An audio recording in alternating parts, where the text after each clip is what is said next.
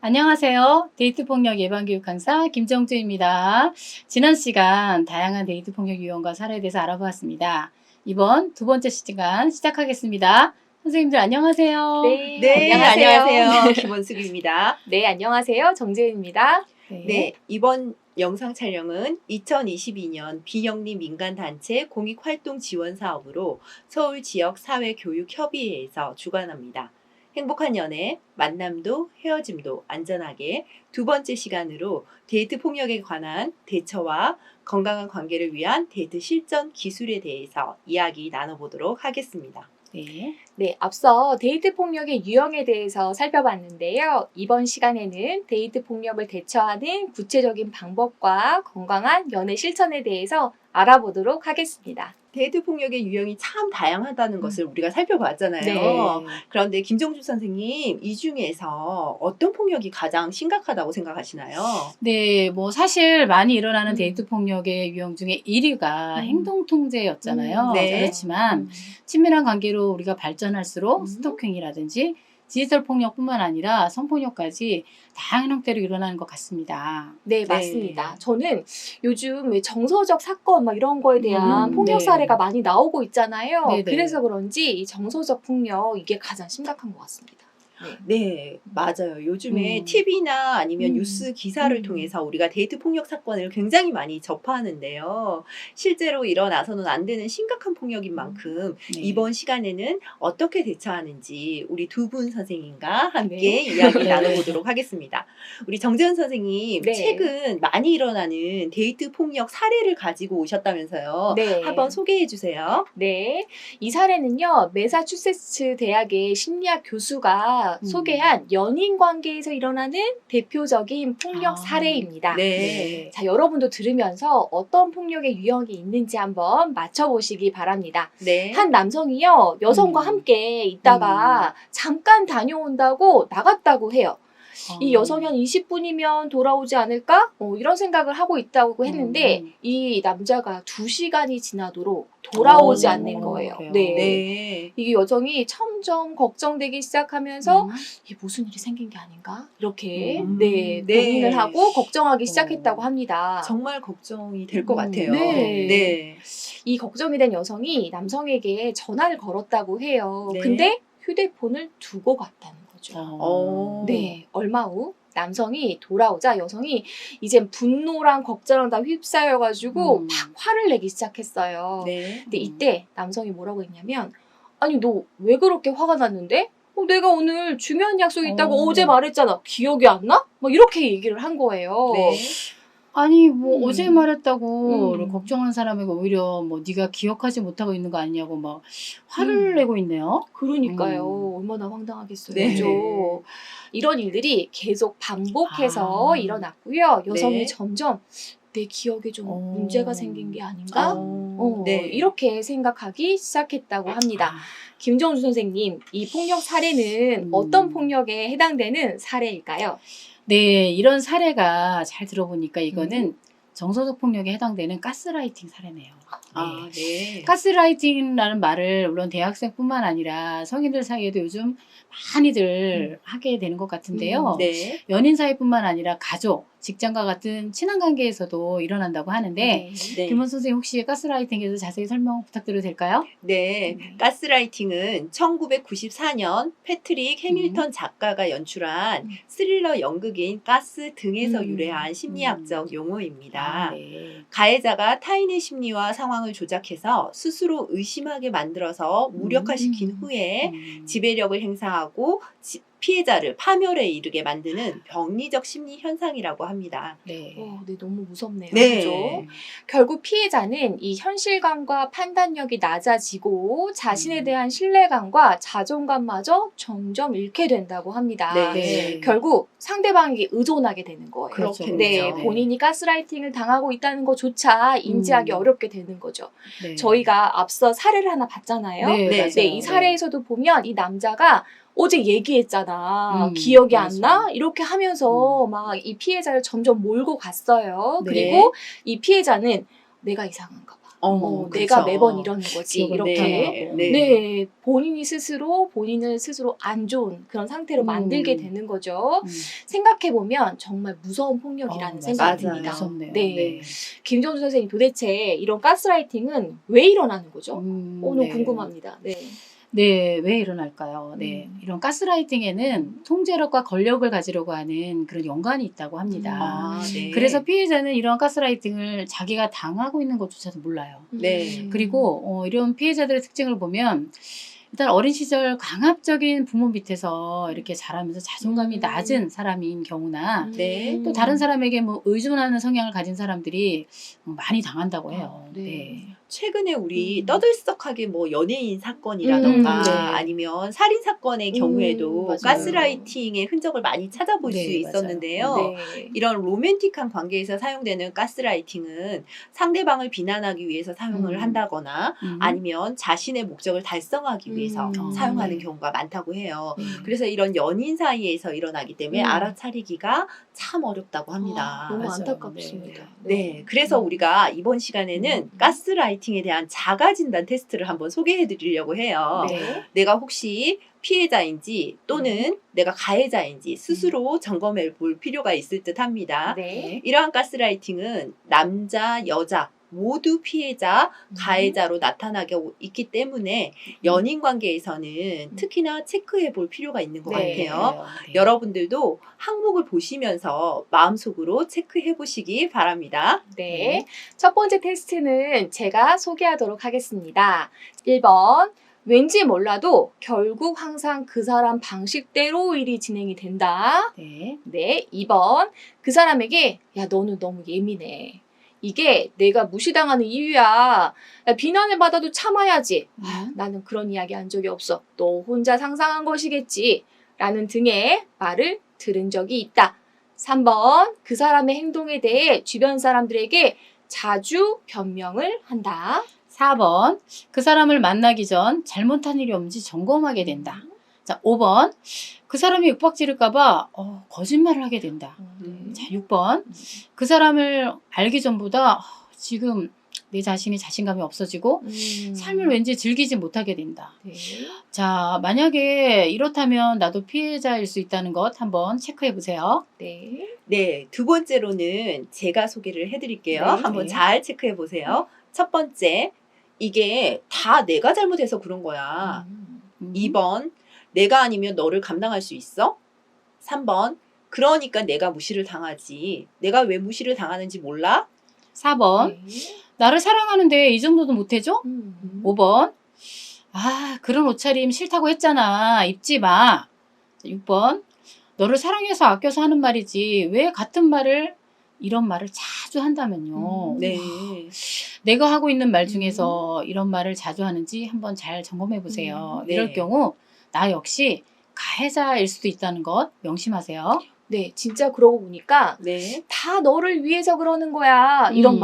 이런 말이 전형적인 가스라이팅인 것 같습니다. 네. 이번 기회에 스스로 점검해봐야 할 것 같습니다.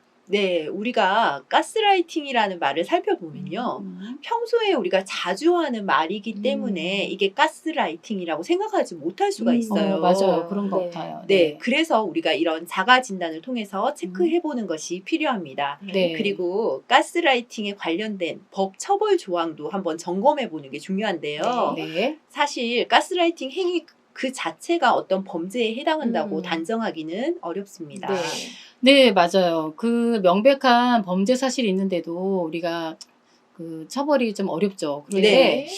예를 들어서 이런 경우는 될 것 같아요. 막 신체에 대한 어떤 유형적인 행사가 수반된다면 폭행죄. 네. 자, 그리고 막 공포심을 일으킬 수 있는 해악의 고지가 있다면 협박죄. 네. 네. 학대나 감금의 행위가 수반된다면 감금죄, 그리고 네. 의무 없는 일을 하게 한다면 강요죄와 그렇죠. 같이 네. 명백한 범죄 사실이 있을 때 우리나라는 현재 처벌이 가능하다고 합니다. 네. 근데 이 영국의 경우에는요, 이 명백한 강요죄 이것만 있다고 하도 네. 성립이 된다고 아, 해요. 그래요? 네. 네. 우리나라는 아직 이 정서적 폭력에 대한 그런 처벌들은 이루어지지 않고 있는 것 같습니다. 네. 네, 맞습니다. 우리가 이러한 가스라이팅을 대처하는 방법을 음. 잘 숙지해서 음. 이런 피해를 당하지 않도록 해야 할 것 같습니다. 네. 그런데 우리가 이런 피해를 예방하는 방법이 또 어떤 방법이 있을까요? 네, 좀 중요할 것 같아요. 사실 네. 본인이 가스라이팅 당하는지 잘 모른다고 하잖아요. 그렇죠. 그죠? 네. 네. 대화나 상황을 글로 구체적으로 이렇게 적어가면서 아. 가해자의 전략을 파악하고 네. 이해하는 것이 좀 도움이 될 것 같습니다. 맞아요. 이렇게 글로 구체적으로 적는 것 중에 이렇게 체크해 보면 내가 내 감정을 좀 더 자신 있게 표현하는 것도 그쵸. 굉장히 중요할 것 같고요. 네. 그리고 또 중요한 게 우리가 이기려고 하잖아요. 근데 그렇죠. 이기려고 네. 하지 말고 외부의 도움을 요청해서 벗어나는 것도 그렇죠. 중요합니다. 네, 네. 가스라이팅을 대처하는 것은 쉽지는 않지만요. 무엇인지 안다면 우리가 제대로 대처할 수 있을 것 같습니다. 네. 맞아요. 무엇인지 안다는 게 정말 굉장히 중요할 것 같고요. 네. 네. 자, 데이트 폭력을 겪고 있다면 어떤 태도가 필요할까요? 제일 중요한 것은 폭력에 단호해지는 것입니다. 네. 자, 상대의 폭력에 단호한 모습을 보이고 상대가 용서와 화해를 막 구하고 눈물을 보이며 막 설득하며 뭐 그래도 흔들리면 안 됩니다. 네, 그렇죠. 중요하네요. 네, 단 한 절대로. 번의 폭력도 그냥 지나쳐서는 안 됩니다. 자, 폭력은 어떤 이유로도 용서할 수 없다는 태도를 보여야 한다는 것이 정말 중요합니다. 네. 그리고 우리가 데이트 폭력이 발생했을 때 네. 증거를 수집하는 거 정말 중요하잖아요. 그렇죠. 네. 그런데 증거 수집 방법에 대해서도 한번 살펴보겠습니다. 네. 네. 먼저 사건 일지를 작성하는 것이 중요한데요. 우리가 피해 내용을 육하 원칙 다들 아시죠? 초등학교 네. 때 우리 네. 배웠죠? 네. 육하 언제, 원칙. 어디서, 이거, 네. 이거요. 네. 육하 원칙에 따라서 음. 자세히 기록합니다. 네, 중요합니다. 네. 폭력과 또 협박의 증거들을 확보하는 거 중요합니다. 네. 예를 들어서 문자나 메일, 또 통화나 대화 녹음 같은 거 이러한 것들을 기록해 두는 거 중요하고요. 네.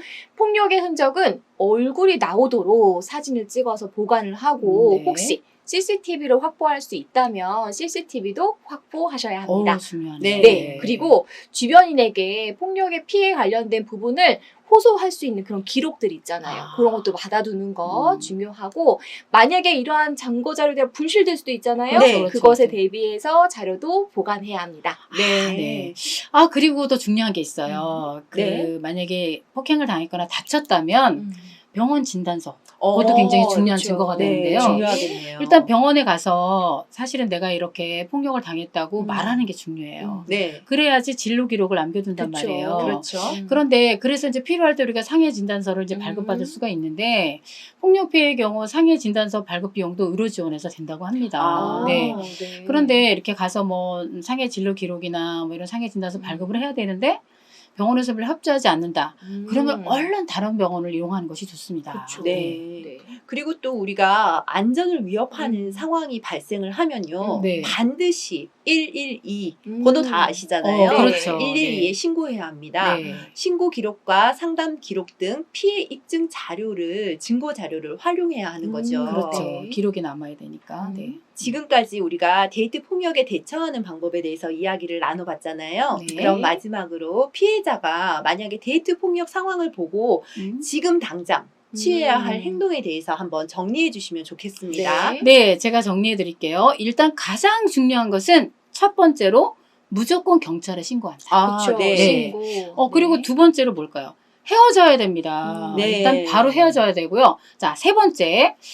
내가 헤어졌는데 마음이 약하잖아요. 그렇죠. 그러니까 또 막 네. 전화하고 이러면 또 음. 마음이 약해질 수 있으니까 그 헤어짐을 잘 유지해야 돼요. 그래서 음. 부모님과 친구들에게 나 헤어짐을 잘 유지하도록 나 좀 도와줘 하고 도움을 요청합니다. 네. 네, 중요하네요. 네. 이 모든 첫 번째, 두 번째, 세 번째 다 중요한 것 그렇죠. 같아요. 네. 사실 나 혼자 해결하려고 하지 말고요. 음. 또 이게 고립된다고 하잖아요. 그쵸. 우리 가스라이팅 고립된다고 등등 하면서 하죠. 이거 고립되지 않게 주변인들의 도움을 요청하는 거 중요한 것 같습니다. 네, 그럼 우리 지금부터는 좀 분위기를 전환해서요. 네.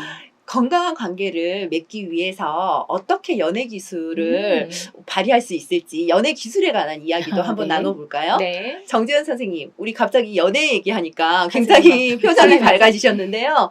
선생님 연애 시작할 때 무엇이 가장 중요하다고 생각하시나요? 저는요, 무엇보다 데이트할 때 네. 어떤 사람을 만나야 하는지 이게 좀 중요한 것 같아요. 네, 어떤 사람. 중요하죠. 네. 우리 좋은 관계를 유지하기 위해서는 서로서로 존중도 좀 하고 배려도 하고 그래야 하잖아요. 맞아요. 네. 저는 그런 게 굉장히 중요한 것 같습니다. 그러면 우리 김정주 선생님께서는 무엇이 가장 중요하다고 생각하시나요? 네, 우리 정재현 선생님 말씀도 굉장히 좋고요. 제 네. 생각에는 연애를 할 때 가장 중요한 것은 일단 몸과 마음이 건강한 사람을 만나는 것이 아, 중요하다고 네. 합니다. 건강한 네. 사람. 네. 그리고 그 사람이 다른 사람의 몸과 마음을 소중히 여기는 그런 음. 사람이면 좋겠어요. 네, 맞습니다. 우리가 몸과 마음이 건강한 사람이 건강한 관계를 맺을 수 있는 그쵸. 거겠죠. 그렇죠. 네. 김정수 선생님, 그럼 건강한 관계를 유지하기 위해서 가장 중요한 것이 무엇일까요? 네, 일단 본인 스스로가 자기가 네. 건강한 관계를 유지할 수 있는지 자신의 몸과 마음을 일단 체크해 봐야 될 것 같아요. 네. 그래서 물론 몸에 대한 부분은 뭐 정기적으로 건강 검진을 한다던가 건강을 위해서 열심히 어떤 노력하는 것들이 있어야 되겠고요. 네. 또 친구나 가족들 간에 불화가 뭐 자주 있거나 난 이상하게 사람들하고 관계가 좀 안 좋아 이런 경우가 있다면 네. 그 관계가 안 좋은 이유를 찾아서 관계를 개선하려고 노력을 해야 할 것 같습니다. 네.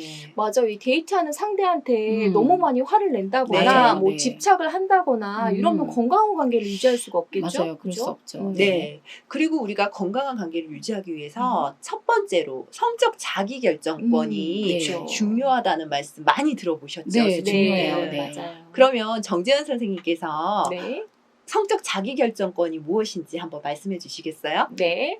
여러분들도 아마 성적 자기결정권 되게 많이 들어보셨을 것 같기는 해요. 네. 이 성적 자기결정권이라는 용어는 헌법에도 제시가 되어져 있습니다. 네. 헌법 10조에 의하면 자기 자신의 의지와 판단을 기준으로 타인, 다른 사람의 강요에 의해 받거나 지배받지 않으면서 성행동을 스스로 결정하는 것을 의미합니다. 네. 그래서 누군가랑 이 성적 행동을 만약에 하려고 하면 네. 이 성적인 동의를 통해서 서로의 의사를 알아보는 과정이 되게 중요합니다.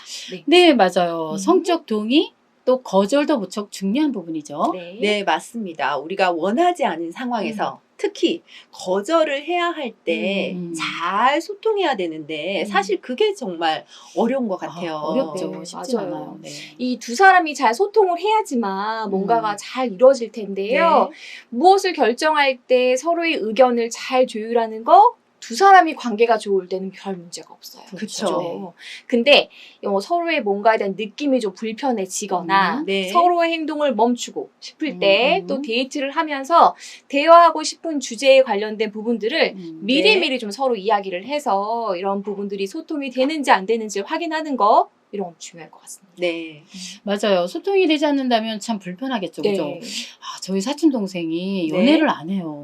그래서 어. 제가 너 왜 연애를 안 하니? 음. 물어봤더니 대화가 통하는 사람이 없대요. 아, 내가 아이고, 네. 아이고 그러니 했더니 네. 소개팅을 나가도 몇 마디 주고받아 보면 대화가 안 통하면 그 사람은 다시 안 만나고 싶다고 하더군요. 네. 그렇죠. 우리가 누구나 정말 말이 잘 통하는 사람, 맞아요. 대화가 네. 잘 되는 사람을 만나고 싶어 할 것 같아요.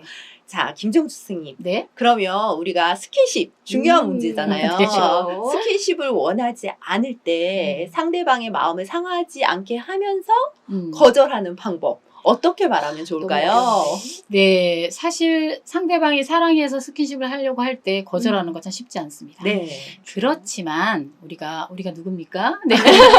제가 간단하면서도 네. 잘 말할 수 있는 대화법을 하나 가르쳐 드릴게요. 네. 자, 아이스크림 이름처럼 자, 밥안바, 누가봐 이런 음. 기억하기 좋은 사간바 대화법을 소개해 드릴게요. 오, 사간바. 네. 굉장히 재밌는데요. 무엇인지 무척 궁금합니다. 네. 사간바. 왠지 저는 알 것 같아요. 그래요? 이 사간바의 사는 사실, 감은 감정, 네. 네. 그 다음에 바는 바램? 이거 아닐까요? 띵동댕 오, 정재현님 정답입니다. 네. 역시. 네. 자, 이런 경우 갑자기 동의를 미리 하지 않고 갑자기 스킨십을 확 하려는 애인에게 사간바로 말한다면 이런 경우 있을 거예요. 일단 그 사람의 문제 행동, 그것을 네. 그 상황을 사실을 말합니다. 나를 불편하게 하는 상대 행동을 사진 찍듯이 자기가 이렇게 행동하니까 그러면서 네. 그 행동으로 인한 내 느낌과 생각을 표현합니다. 네. 나는 지금 기분이 이래. 이렇게 자신의 감정을 솔직하게 표현하는 감정을 거죠. 얘기하고. 그러니까 네. 나는 이렇다는 거예요. 그리고 자, 바람은 그러지 말라고 부탁하는 거. 네, 맞아요. 아, 네. 네. 나는 자기가 이렇게 하면 좋겠어요라고 부드럽게 네, 뭐 네. 짜증내지 않고 권유로 말하는 거예요. 네. 네. 자, 이렇게 이런 경우가 있어요. 사람이 많은 버스 정거장에서 갑자기 확 안고 뽀뽀를 하려고 한다면 얼마나 곤란하네. 당황스럽겠어요. 네, 너무 고생을 해야 싫어요. 되는데. 네. 자, 사간바 대화법을 우리가 한번 해볼까요? 네. 선생님들? 네, 정 선생님 한번 네. 해보실게요. 네. 제가 떨리네요. 자, 잘해보겠습니다. 4. 음. 일단 사실을 얘기라고 하셨죠. 네. 네. 사람들이 이 버스 정류장에서 갑자기 안고 뽀뽀를 하니까 너를 사랑하지만 이 사람이 많은 거 너무 쑥스럽고 부끄러워. 이렇게. 네, 좋아요. 네. 네. 저는 바람을 이제 마지막으로 말해야 네. 되겠죠. 네. 바람. 갑자기 껴안지 말고 음. 나에게 미리 동의를 구해줬으면 오, 좋겠어. 네. 그리고 내가 혹시 거절하더라도 음. 화내지 말았으면 좋겠어. 와우, 네. 선생님들 너무 잘하셨어요. 네. 네, 사람이 많은 버스 정거장에서 갑자기 나를 껴안는다면 좀 당황스럽죠. 그쵸. 뭐 사랑하지만, 네. 그죠? 우리가 동의하지 않은 상태에서 가벼운 스킨십도 사실은 데이트 폭력입니다. 네. 네. 원하지 않을 때 거절하는 것도 우리가 성적 주체성의 중요한 부분입니다. 네. 만약에 우리가 이제 성적 동의를 구했을 때 아니면 원하지 않는다면 거절하는 것. 자, 거절을 있는 그대로로 바라다는 것은 상대방을 동등하게 또 존중한다는 뜻이겠죠. 네. 그렇죠. 이 원하지 않을 때는 우리가 배운 거 사간바 대화법을 한번 적용해서 이야기해봐야겠어요. 네, 맞아요. 우리가 상황에 따라서는 이렇게 성적 동의에 대한 부분이 서로 갈등을 불러올 수도 있을 것 맞아요. 같은데요. 네. 그럼 동의에 관한 부분에 대해서 좀 더 이야기 나눠보도록 하겠습니다. 네. 네. 만약에 우리가 데이트 상황에서 스킨십에 대해서 내가 어제 동의를 했어요. 네. 그런데 오늘 만약에 또 스킨십을 하려고 한다면 오늘도 동의한 것일까요?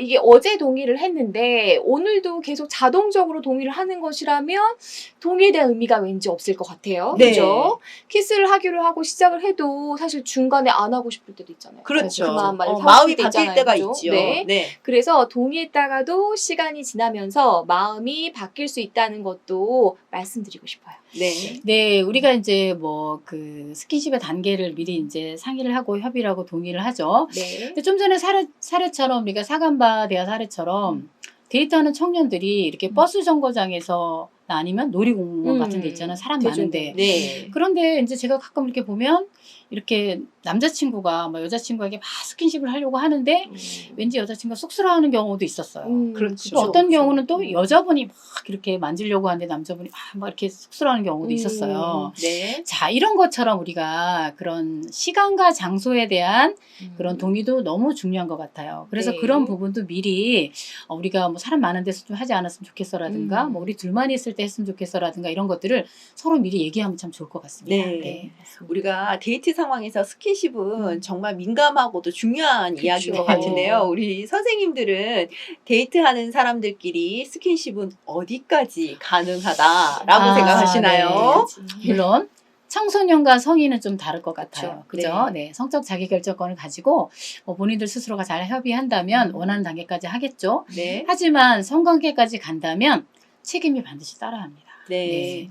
임신 가능성도 우리가 생각 안 할 수 없는데요. 네. 네. 성관계를 할 경우 피임 기구를 사용을 거부한다면 마음이 불안한 상태로 성관계가 이루어질 것 같아요. 네, 그죠? 맞아요. 네. 이 피임이 아주 중요한 부분인 것 같습니다. 네. 이 성관계를 요구했는데 동의하지 않았다고 해서 사실 사랑하지 않는 거 아니냐. 네. 뭐 스킨십을 부를 이유로 뭐 이별을 선언하는 경우도 있어요. 그렇죠. 네. 그죠? 그래서 동의하지 않을 권리, 동의할 권리 우리 모두한테 있는데 이것도 잘못된 생각인 것 같다는 그렇죠. 생각이 네. 듭니다. 네. 우리가 데이트를 하다가 스킨십이 자연스럽게 이루어지잖아요, 대부분은. 그렇죠. 네. 그렇지만 명확한 동의를 확인하지 않았을 때 그거는 거절로 보아야 하는 그렇죠. 거죠. 거절이죠. 상대가 싫다고 명확하게 거절을 못하고 우물쭈물하는 경우가 있잖아요. 그렇죠. 네. 그랬을 때 싫다고 안 했으니까 동의한 것으로 착각하는 경우 그렇죠. 많이 네. 있습니다. 네. 사실 이 데이트 폭력의 가해자에게 상대방의 동의 여부를 충분히 확인했는가? 네, 이 질문 되게 중요하거든요. 또 맞아요. 상대방의 거절 의사를 충분히 받아들였는가? 네. 네, 이거에 대한 책임을 묻는 방식의 동의 여부는 사실 무척 중요한 부분이거든요. 네. 그래서 중요합니다. 여러분 네. 이거 아시죠? Yes means yes. Yes, 그다음에 no means no. no입니다. 네, 맞습니다. 네. 그러면 우리가 경계와 스킨십에 대해서도 한번 얘기를 나눠볼까요? 네. 데이트를 하면서 나와 상대방의 경계선을 점검해 볼 음. 필요가 있습니다. 네. 그리고 스킨십의 범위는 어디까지 가능할까를 미리 이야기를 통해서 이야기를 나눠볼 그렇죠. 필요가 네, 있어요. 네. 맞아요. 네. 다시 한번 강조하지만 이 스킨십을 요구할 때 네. 동의할 때와 동의하지 않을 때를 명확하게 나의 감정을 표현하는 거 이거 네. 되게 중요한 것 같습니다. 네, 맞아요. 선생님. 나와 상대와의 경계선을 점검하고 네. 네, 스킨십을 요구할 때 아마 원하지 않는다면 나는 여기까지만 했으면 좋겠어 라고 네. 나의 경계선을 그렇죠. 정확하게 서로가 소통을 해야 합니다. 네. 네. 그러면 우리가 데이트 시에 평소 소통의 중요성에 대해서 이야기를 나눠봤잖아요. 네. 그런데 우리가 음. 이별한 연인에 의한 스토킹이나 음. 폭력도 문제가 되는 경우가 굉장히 많아요. 네, 그래서 맞습니다. 네. 요즘 사건들이 많잖아요. 네. 그래서 안전 이별에 대해서도 무엇보다 중요한 것 네, 같습니다. 맞아요. 혹시 두 분 선생님들께 여쭤볼게요. 네. 우리가 이별을 할 때 이별 신호라던가 이런 행동에는 어떤 것들이 있을까요? 물론 뭐 제 말씀을 일반화할 수는 없어요. 네. 하지만 여러 가지 신호들이 있을 수 있겠는데요. 그쵸. 예를 들어서 계속 요즘은 통화 중일 때가 많아요. 네. 그리고 그전엔 괜찮았는데 요즘 뭐 들어서 특별하게 막 다른 점을 서로 계속 자주 얘기한다던가 네. 약간 시비를 거는 것 같다던가 그리고 싸우면 좀 화해를 해야 되는데 아예 좀 단절하고 화해를 하지 않는다든지 이런 약간의 불편한 상황들이 계속되는 거예요. 네. 그렇죠. 그리고 이외에도 먼저 만나자는 이야기를 하지 않는 거. 네. 그리고 친구들과 모임이 작거나 음. 약속 시간에 번번이 늦는 거예요. 나와의 약속을 중요하게 그럼 생각하지 약간 않나 신호가 막. 있는 것 뭐 같은데. 네. 이런 거 있죠. 이런 것이 이별의 신호가 아닌지 확인할 필요가 있습니다. 네. 그런데 중요한 게 이런 이별이 음. 범죄로까지 이어지는 아, 경우가 그렇군요. 있다고 해요. 네. 그래서 이별 범죄에 대해서 조사한 자료가 있다면서요. 네, 있습니다. 이별 범죄 발생 장소를 음. 분석 자료가 있는데요. 네. 총 49건 중에 피해자의 주거지. 네. 네, 거기서 주로 일어났고요. 네. 이건 직장에서 사건이 일어난 경우가 18건이 가장 많았어요. 직장에서 네. 그랬다는 거죠. 그 다음이 가해자의 주거지, 음. 또 차량이 16건으로 2위였고요. 네. 또 다음 장소는 뭐 숙박업소나 기타 음. 장소 순으로 나타났어요. 네. 이 장소에 대한 분석뿐만 아니라 이별 범죄 가해자를 분석한 자료를 보면요. 전 남자친구가 25건 1위. 오, 네. 남자친구가. 네. 그리고 2위는 현 남자친구. 아이고, 오. 네. 그리고 3위는 전 여자친구가 3건. 아. 이렇게 나타났습니다. 네. 그리고 이별 범죄 피해 유형에 대한 분석 자료도 있죠. 네네. 이 피해 유형을 보면요. 폭행 상해가 17건으로 가장 많았고요. 네. 그 다음으로는 성폭력 11건, 네. 감금 협박이 10건. 그 음. 다음이었고요. 글쎄 살인사건이요. 4건이나 됐죠. 살인 사건까지. 네. 아. 오, 살인 사건이 4건이나 된다는 네. 게 굉장히 충격적인데요. 맞습니다. 네. 그러면 좀 더 구체적으로 이별 범죄 수법을 분석한 자료도 한번 말씀해 주시죠. 네. 네, 그 촬영 있잖아요. 네. 불법 네. 촬영을 괜히 이제 유포하면서 협박을 하는 거예요. 아. 네. 그런 것들이 26건으로 가장 많았다고 합니다. 네. 사귀는 사이에 막 영상을 찍어서. 자, 그리고 폭행 및 상해도 20건으로 두 번째로 많았다고 합니다. 네. 네. 이런 이별 범죄 사건이 그냥 언론 보도되어 있는 이슈화되는 경우가 많은데요. 네. 여러분들 아마 아실 거예요. 최근에 모 유명 팝 아티스트 경우에도 네. 이제 그 상대방의 남편에게 이혼을 요구하자 혼인 중에 이제 음. 둘이 이제 촬영을 한 거예요. 그런 아, 영상물을 네. 촬영을 했는데 내가 그걸 유포하겠다 이렇게 협박을 한 거죠. 아. 네. 그리고 막 폭행을 행사한 사건이었습니다. 그런데 그 법적 이혼과 가해자가 10년 10년형의 실형을 받았어요. 아, 선고받았고 네, 선고가 났군요. 네, 언론 보도를 알려지지 않은 이런 분들 외에도 음. 정말 이별 문제 사건이 정말 끊임없이 일어나고 있다는 것에 우리가 네. 주목하고 네. 사전에 정말 예방하는 방법에 대해서 인지할 필요가 있다고 생각합니다. 네, 맞습니다. 네. 요즘 빈번하게 일어나는 이별 사건에 대해 음. 안전이별에 대한 중요성이 음. 굉장히 부각되고 있잖아요. 네, 네. 그래서 안전이별에 대한 이야기도 좀 더 나눠볼 필요가 있을 것 같습니다. 네. 네, 맞아요. 이 연인의 만남에서 관계가 좋을 때도 있지만 네. 사실은 이별이 있을 수도 없는 일, 그죠? 네. 나는 당연히 이별 안 그렇죠, 하고 그렇죠. 싶어 이렇게 하지만 사람의 마음이라는 게 또 관계라는 게 있는 대로 되는 게 아니잖아요. 그렇죠. 그래서 혹시 모를 이런 이별에 대해서도 평소에 생각을 정리해 볼 필요가 있습니다. 네. 네, 그럼 우리가 이런 이별 유형에 대해서 한번 네. 이야기를 나눠볼 건데요. 우리가 이별을 수학 공식처럼 똑 떨어지게 나눌 수는 없겠지만 음. 그래도 크게 4가지 정도로 나눠볼 수 있다면서요. 네. 일단 가장 흔한 것이 음. 잠수 타는 거 있잖아요. 아, 네, 잠수. 네. 일단 연락 두절형이에요. 연락을 일단 안 네. 해요. 전화도 안 받고 아무것도 안 하고. 그리고 일방적으로 통보하는 거죠. 통보하는 거. 네, 그리고 더욱 최악인 건 뭔지 아세요, 선생님? 뭘까요? 뭘까요? 문자로 일방적으로 아, 헤어지자고 아이고, 정말 통보하는 최악이네요. 경우도 있어요. 네, 진짜 최악이에요. 아주 네. 최악입니다. 네. 또 이런 경우도 있어요. 오히려 잘못한 쪽에서 이별하자, 막 이렇게 적반하장형 있죠. 네. 이런 것도 있고 자격지심으로 자책하는 거. 난 역시 안 돼. 자아 비판하는 네. 형 이런 형도 있다고 합니다. 근데 이런 이별 유형이 하나만 나타나는 게 아니라 네. 두세 가지 복합적으로 맞아요. 나타난다고 해요. 이 모두가 다 안절 이별과는 거리가 먼 것 같습니다. 네, 그런 것 같습니다. 정말 만남 못지않게 음. 헤어짐도 중요하다는 생각이 듭니다. 네. 우리가 안전 이별을 위해서 그리고 또 무엇이 중요할까요? 네, 무엇보다 서로 사랑했던 사이잖아요. 네. 그렇죠. 근데 헤어질 때 상대방의 마음을 다치지 않도록 우리가 음. 배려하는 것이 중요한 것 같습니다. 네. 또 이제 안전이별의 정확한 정의부터 내리고 이야기를 좀 이어가는 게 좋겠습니다. 네. 자, 안절 이별에 대해서 제가 잘 알려드리도록 하겠습니다. 이 안절 이별이라는 것은 사귀는 사람과 헤어질 때 물리적, 정신적 폭력 없이 네. 스토킹이나 폭행, 감금, 사진이나 동영상 유출 협박 이런 네. 거 아까 많았죠. 음, 이런 거 네. 갖지 않고요. 자신의 안전과 안위를 또 자존감을 보전하면서 그렇죠. 이별하는 것 이것을 바로 안전 이별이라고 아, 합니다. 네, 중요한 네. 것 같아요. 네. 자, 그럼 우리가 성숙한 이별을 위해서 어떤 자세를 가져야 할까요?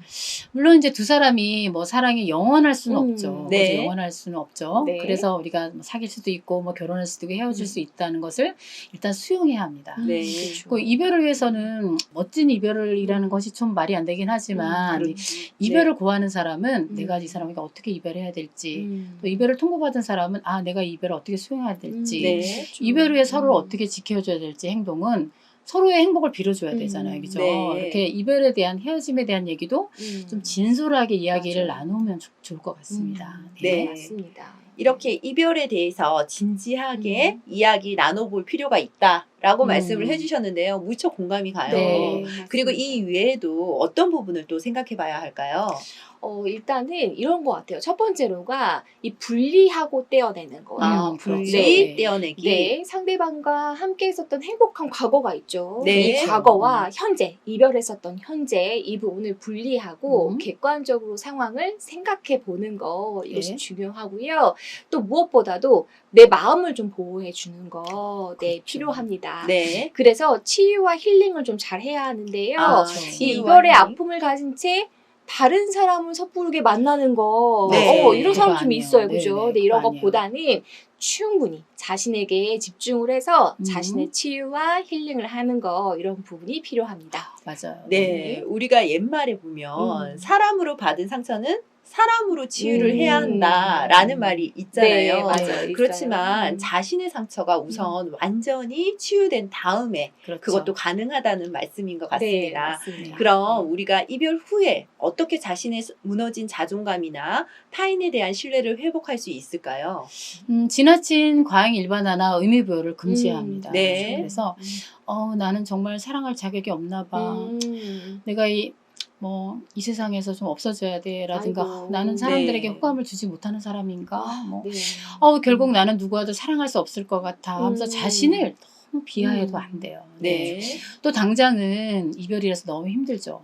그렇지만 사랑도 이별도 삶의 한 부분이나 나와의 또 다른 인연을 만날 수 있다는 긍정적인 생각을 하는 것이 아주 중요한 것 같습니다. 네, 네. 맞습니다. 네. 오늘 우리 두 분 선생님을 모시고 네. 데이트 폭력 예방과 대처 방안에 대한 다양한 이야기를 나눴는데요. 네. 결국 중요한 것은 서로에 대한 존중과 신뢰, 배려가 있는 건강한 데이트를 관계를 위해서 노력해 가는 것이 중요한 것 같습니다. 네. 마지막으로 데이트 폭력이 발생하면 정말 안 되겠지만 만약에 발생을 한다면 법률적 도움을 받을 수 있는 곳을 안내해 주시면 좋겠습니다. 네, 법률적으로 도움을 받을 수 있는 곳이 있어요. 한국 여성의 전화, 또 한국 성폭력 상담소, 네. 대한법률구조공단. 여기는 좀 전화번호가 쉬워요. 네. 132 네. 기억하기 쉬운 것 같습니다. 쉽네요. 네. 132 네. 기억하겠습니다. 그 외에도 한국 성폭력 위기센터, 또 범죄 피해자 지원센터에서 네. 도움을 받으실 수 있습니다. 데이트 폭력 사건 발생 시 신고 전화는 무조건 112 1366으로 신고하시기 바랍니다. 네. 이 데이트 폭력 가장 중요한 것은 바로 나 자신. 그죠? 이런 점을 잊지 않으셨으면 좋겠습니다. 네. 내가 조금 힘든 연애를 하고 있다면 다시 한번 돌아보고 안전한 연애 그리고 건강한 연애 하시길 바랍니다. 2022년 데이트 폭력 대응 교육 행복한 연애 만남도 헤어짐도 안전하게를 마치겠습니다. 이상 김원수 김정주 정재은이었습니다. 긴 시간 시청해 주신 여러분 감사합니다. 감사합니다.